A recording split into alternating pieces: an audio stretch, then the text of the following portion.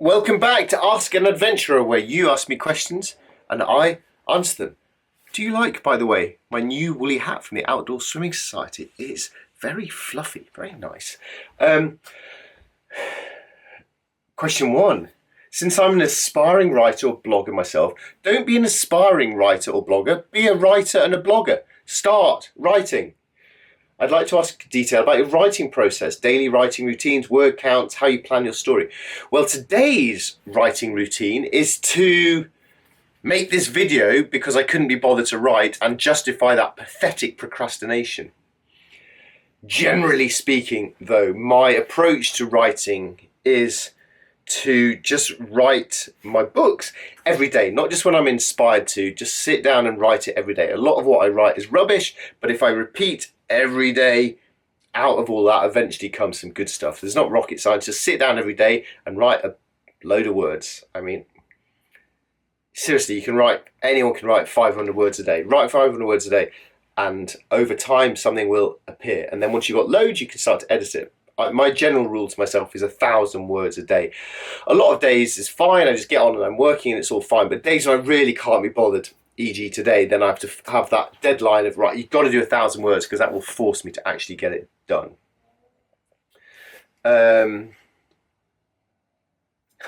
Feedback for the Ask an Adventurer. I thought it'd be more behind the scenes, what you do from a business point of view. At the moment it feels like philosophical discussions on adventure as a whole. Okay, sorry, so that's not what this person was requesting. Next question though, so I apologise for that. Someone who's talking about mind maps. Yeah, I love mind maps for drawing, but they're recommending software called Scapple, which is very good. So I'll go with a little shout out for Scapple. When you go off on an adventure, large or small, do you feel you're running towards something or away from something, or a bit of both? So my motivations for my early adventures was very much motivated by running away from a feeling that, geez, I'm wasting my life, time is passing, I need to get out in the world and do stuff, stop wasting my time. Life is passing, and also home life is boring, this is frustrating, I've got to get out of here. So that was a motivation of pushing me away, I suppose. And then at other times in my life, particularly micro ventures, I guess, I've just wanted to run away from the stress and the boredom and the mundanity and the complication of real life. So there's very much lots of that in me.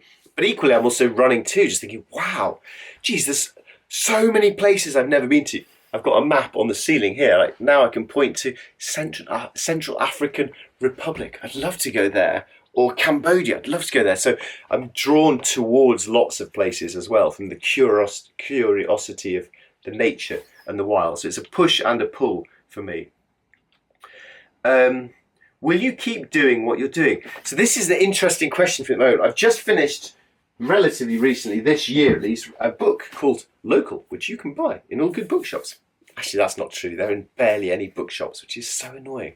But you can buy it. Anyway, I've just finished writing this book this year, and I'm currently trying to think, what the heck am I going to do next? I have this sort of feeling every couple of years of, maybe it's time to jack all this in and get a different job. But I can never think of anything that is as fun and rewarding and frankly easy, but enjoyable as doing this. So I'm guessing I'll probably just keep doing this. But what I'm determined to do is to allow myself to evolve. For a lot of years, I really thought that the principles of adventure and my work that I'd started and served me well when I set out was what I had to stick to. And if I broke away from those, then I was somehow failing myself. And what I'm really trying to do now is just to allow myself to evolve, to keep always just in my head, just trying to think, I want to keep living adventurously, but with purpose too. And how can that evolve? What feels like the best manifestation of that right now? So I hope it will evolve.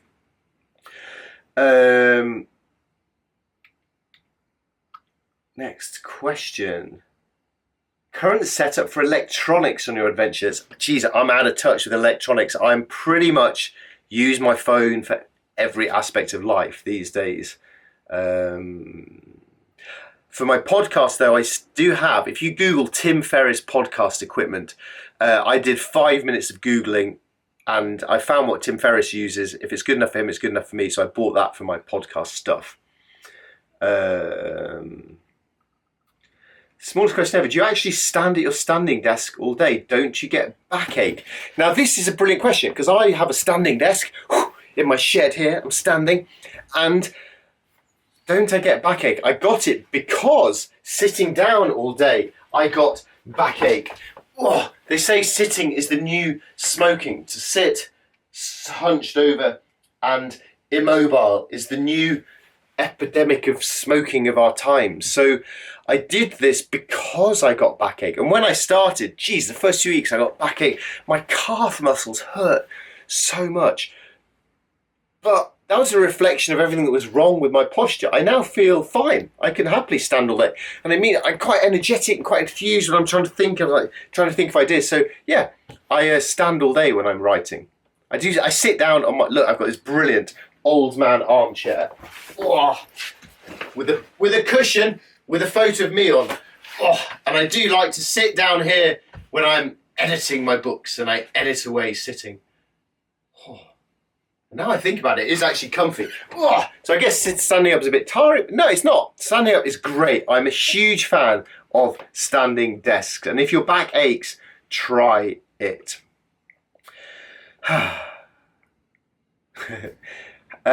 So this must be quite an old question. It was saying, as a Leeds United fan, how happy are you that they finally got back to the Premier League? But this shows how I'm a bit slow on this particular question because they've since been relegated, but I hope to come back up.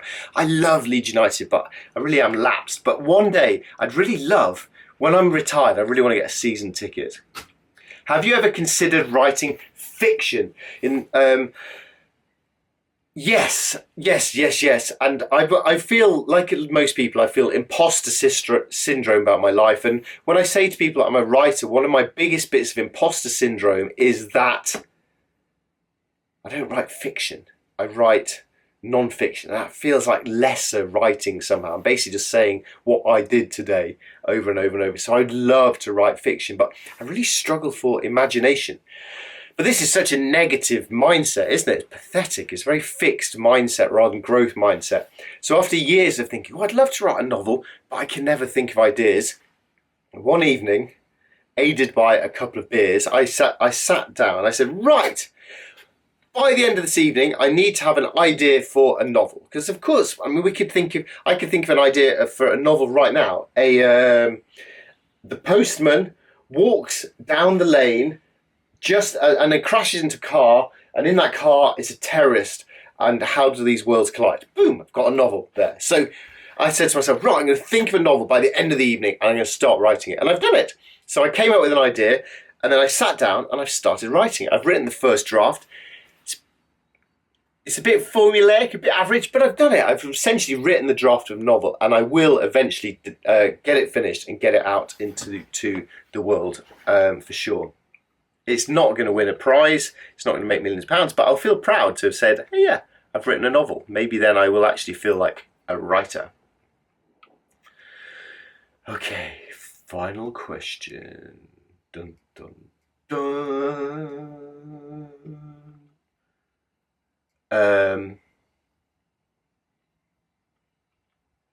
This is just someone saying, I've just bought your book and I read it on my holidays and I'm 81.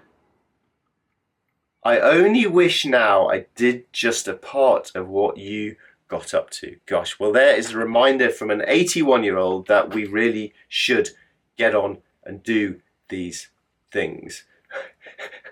Here's a good question. Why do you always go on about how you would make more money and be more successful if you did more big expeditions? It seems to me you'd be just another guy in the big adventure arms race. But instead you're doing something with much broader appeal, which allows you to develop a public personality in a way that the former doesn't, unless you're Bear Grylls or something. Yeah, this is really interesting. So this is interesting to me.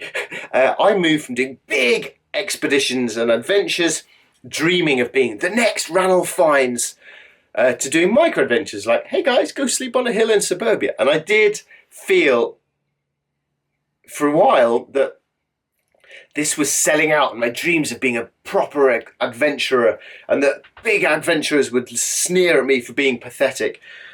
But I've actually come to change my thinking that actually doing micro adventures is really rewarding. It feels useful, it feels interesting. And also, in terms of your question, in terms of fame or finances, I have actually earned a lot more money from going to sleep on suburban hills than being yet another middle-class white adventurer showing off about how tough he is. So that was a good example, I guess, of follow your gut. I felt like I'm not sure that micro adventures is quite the right thing to do, but it sort of feels within me that there is something here. Let's give it a try. So I decided to give it a go, and the rest, as they say on one of my top 2 favourite podcasts, the rest is history.